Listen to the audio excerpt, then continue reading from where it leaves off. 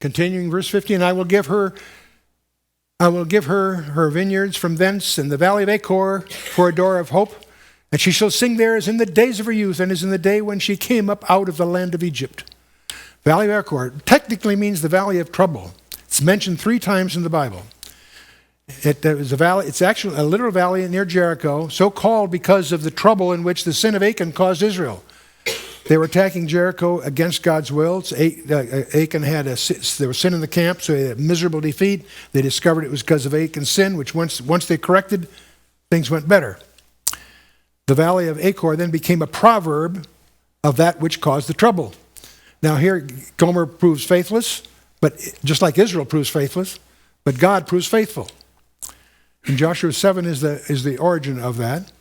Ai, in effect, the battle at Ai represents the flesh, which always means defeat. Flesh always means defeat. Joshua fell on his face and pleaded with the Lord. The Lord said, get up off your face, Israel has sinned. You must deal with the sin before you can have a victory. And they did, and they did. The offending Achan and his property were taken to the valley of Achor, where they were destroyed and buried, and from then on it was victory for Israel. But that was an impediment that had to be dealt with. And so it is with us. The valley of Achor is in effect a valley of hope. Dealing with sin is a preamble to blessing. We need to repent of our own sin as a preamble to God blessing us. The second place occurs in Isaiah 65:10, where he speaks of a day when it will become a resting place for herds. And of course, the third place is where we read it here in this study here, as a place of hope for God's people. How can it be hope? By taking our trouble on himself. See, in the final hours prior to his death, Jesus said, now my heart is troubled, and what shall I say, Father, save me from this hour? No. It was for this very reason I came to this hour. John 12, verse 27. One of the tragedies of Mel Gibson's marvelous movie, The Passion, is it has 2 defects.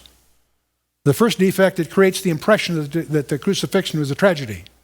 No, it was an achievement that was planned before the foundation of the world. The second thing it fails to get across is who he was. He wasn't just a great teacher, a great example, all those other wonderful. No, he was the creator of the universe that chose to enter the creation and be in our place to pay a price that we could not pay. He purchased us by doing that. Again, we're told Jesus was troubled in spirit, John 13. Why was he troubled? He was troubled in our place. It is on the basis of his death for our sin that we can now say, that he can now say to us, do not let your hearts be troubled and do not be afraid. John 14.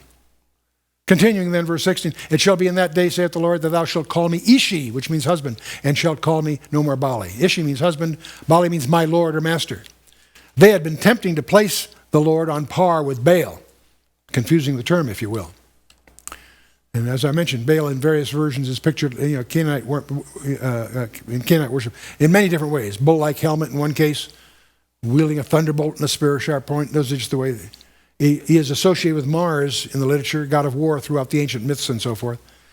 And some believe it was associated with a near past by, and there's a whole thing when we get into Joshua, we deal with all that. Or in Signs of the Heaven or Joshua commentary deals with all that. The husband relationship indicates a relationship that is intimate and personal, and it's based on love. It is the highest relationship in the human family. And Song of Songs is one of the terms of that. Can you call Christ yours? Not everyone who calls him Lord is necessarily saved. Richard Warmbrand, in his message Preparing for the Underground Church, highlights that it isn't how many scriptures you've memorized. Your survival depends entirely on your personal relationship with him.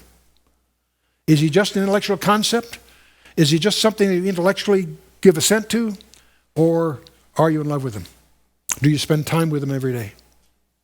That's the issue.